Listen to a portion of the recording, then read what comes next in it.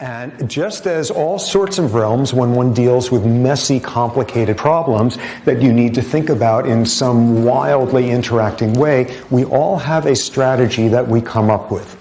A strategy to make things easier, which is that we think in categories. We think in categories, we take things that are continua and we break them into categories. And we label those categories. And we do that in various settings because it could be extremely useful. For example, somebody give me an estimate on how long this line is. A foot. Okay, people who said a foot, what is it that went through your head to figure it out? You imagined how long a ruler is. This is 11.5 inches because it's 11 inches and 8.5 by 11. But everybody in here has this category in their head, things that are kind of the same length as a ruler. A continua of lengths, and there's a category for that. Suppose I'm telling you I have some friend who's a runner, he runs the mile, he's incredibly fast. In fact, he's one of the best runners in the country at this point. How fast does he have to have run the mile or better for you to be deeply impressed? Under 4 minutes. And thus we have another categorical boundary there of there's an infinite variety of speeds with which you can run a mile, yet we have in our heads this boundary, people who are under 4-minute milers, you are very impressed with. Okay, now I want to impress you with another friend of mine who's a painter. And this person is such a great painter that they paint with 11 different colors.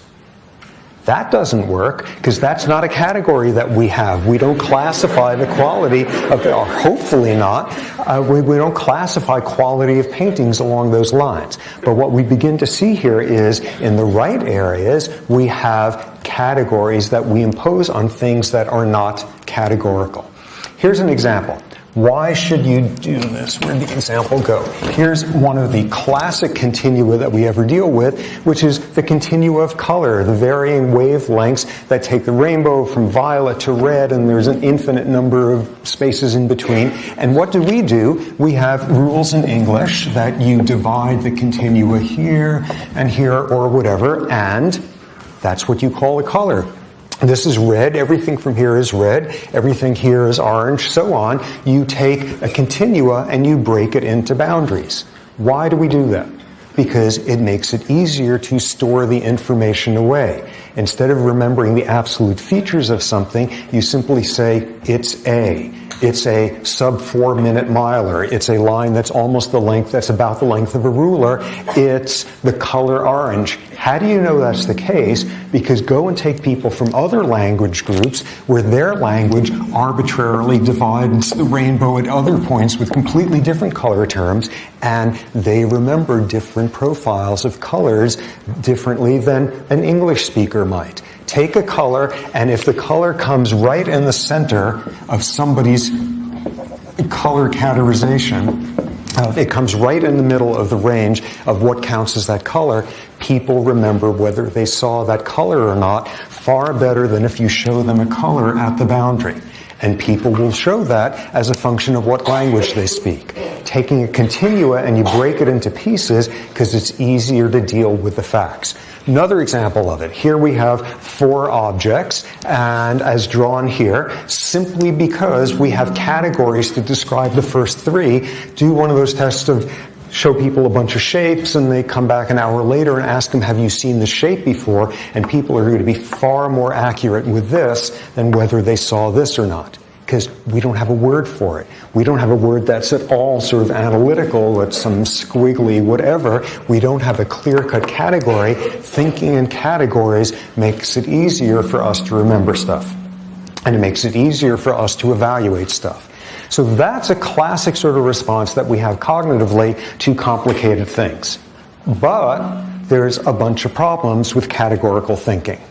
First example, and first one you can see from a realm of language differences, in that not only is there a continua of infinite number of wavelengths, there's a continua of sounds that humans can make. And different languages draw boundaries at different points as to what count as similar sounds or different sounds. There's like 2 different TH sounds in English, which apparently we're not very good at hearing, but there's other ones we are. And that will affect your ability to remember stuff, what word it was, depending on whether it is on a dramatically different boundary, whether it is sound that sounds different to you or not. Example of this.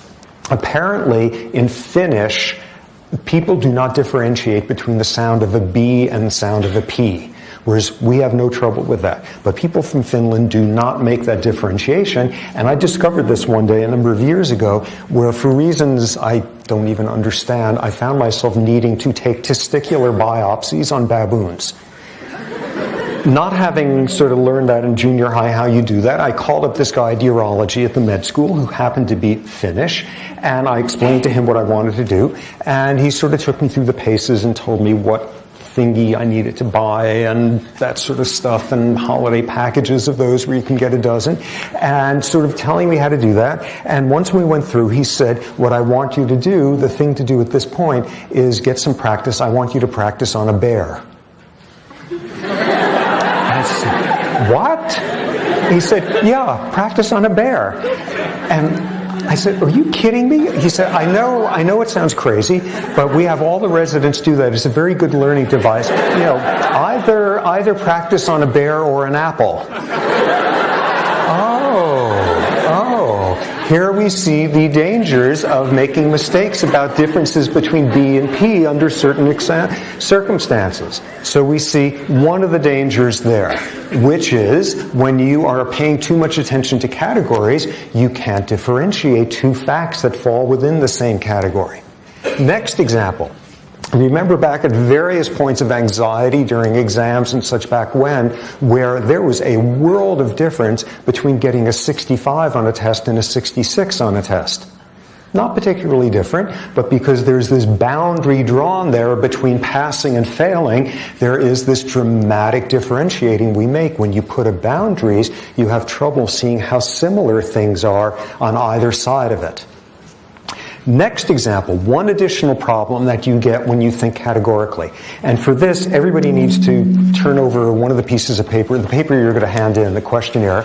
And what I'm going to do is read you a series of phone numbers, and I want you to write them down as accurately as possible. Okay, ready?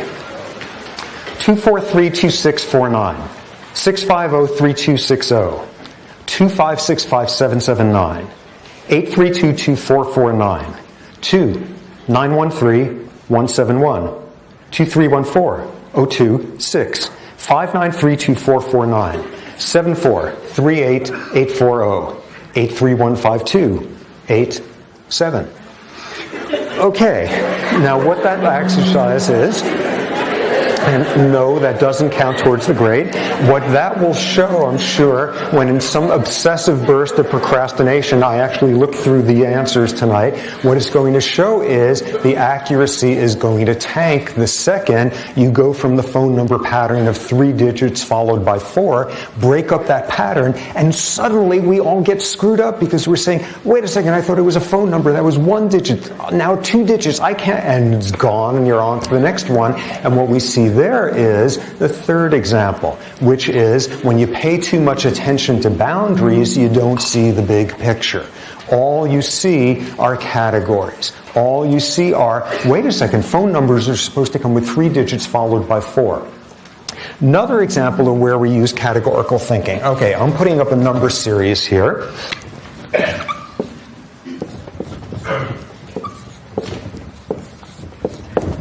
Okay. Oh my God. Okay, what's the next number in this series? And why? 42. How come? Plus 10, plus 9, plus 11, plus 8, plus 12. Okay, so we're kind of oscillating all over the place there. Okay, so that's as valid as anybody else's. Who else has an X number in line there? What's that? 45. How come? You're having 1, 2, 3. Okay. Were you going to take that? 45. That's very... Okay, what else? Let me make it a little bit easier here.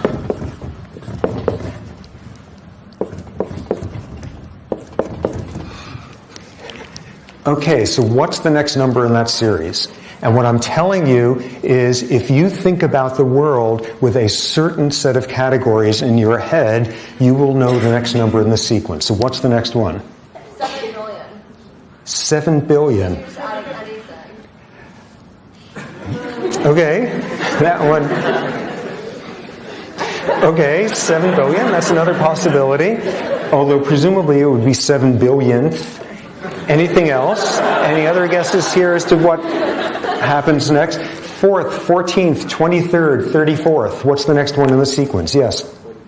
44. How come?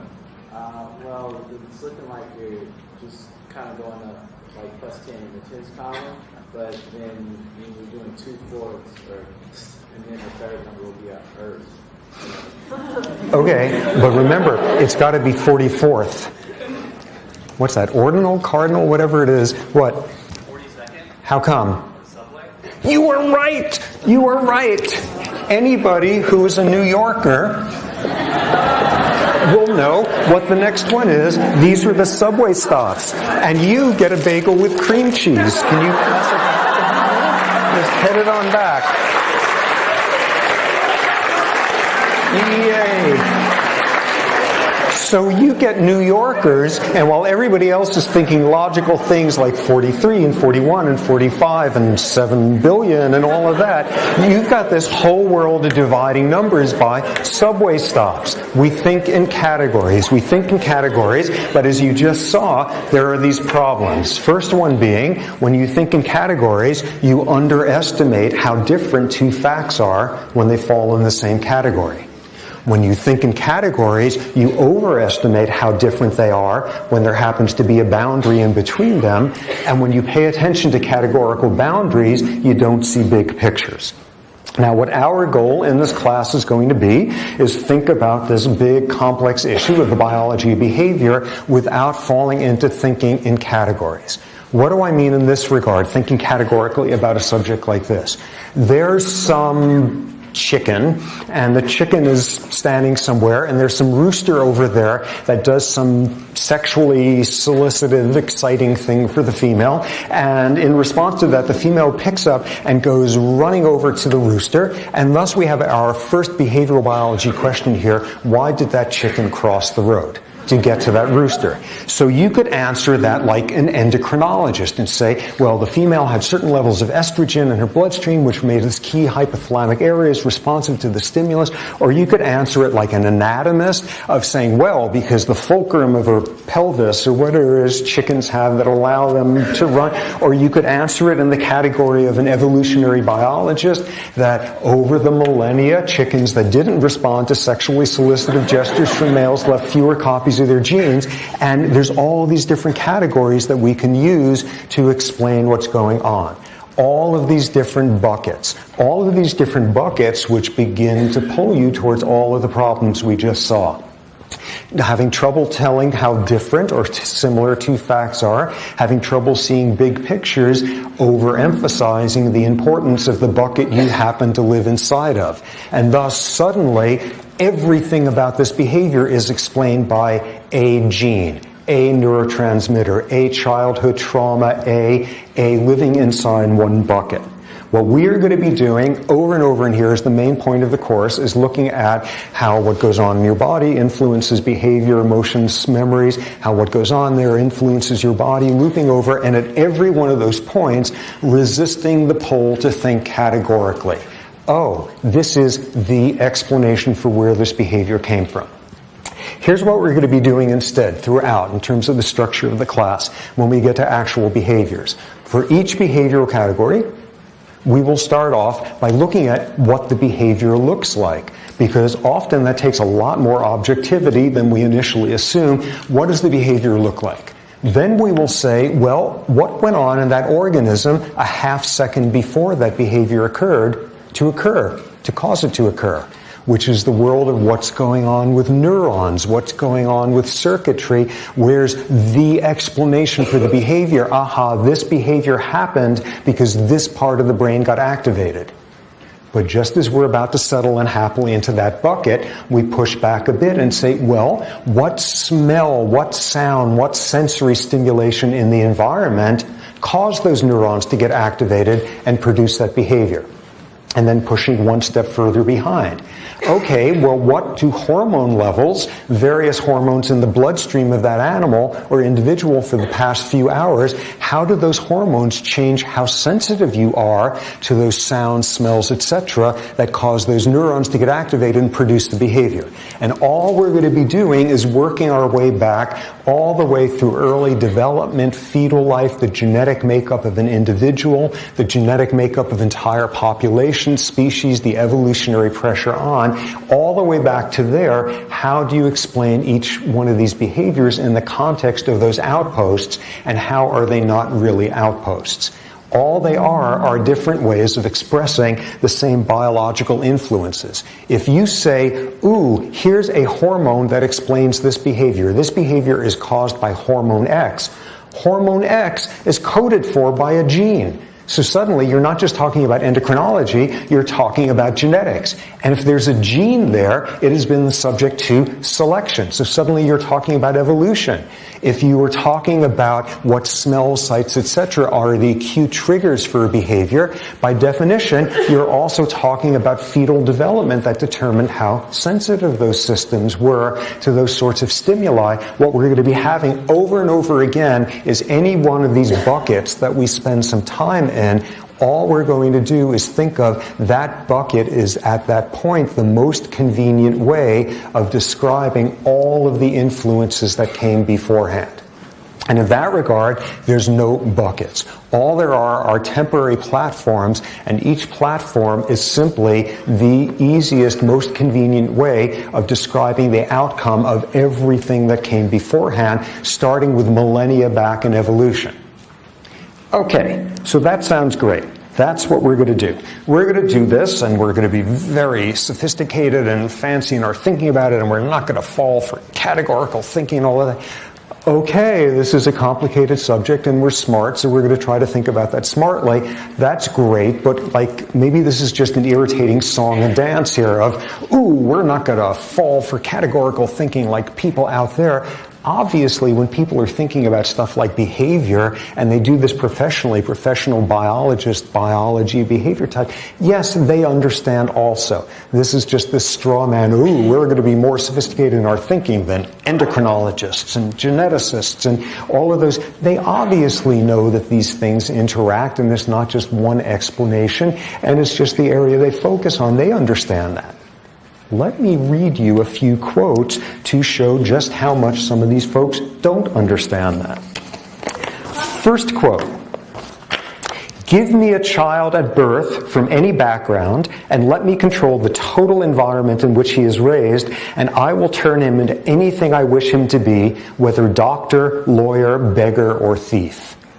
This was John Watson, 1912, one of the founding fathers of the school of psychology called behaviorism.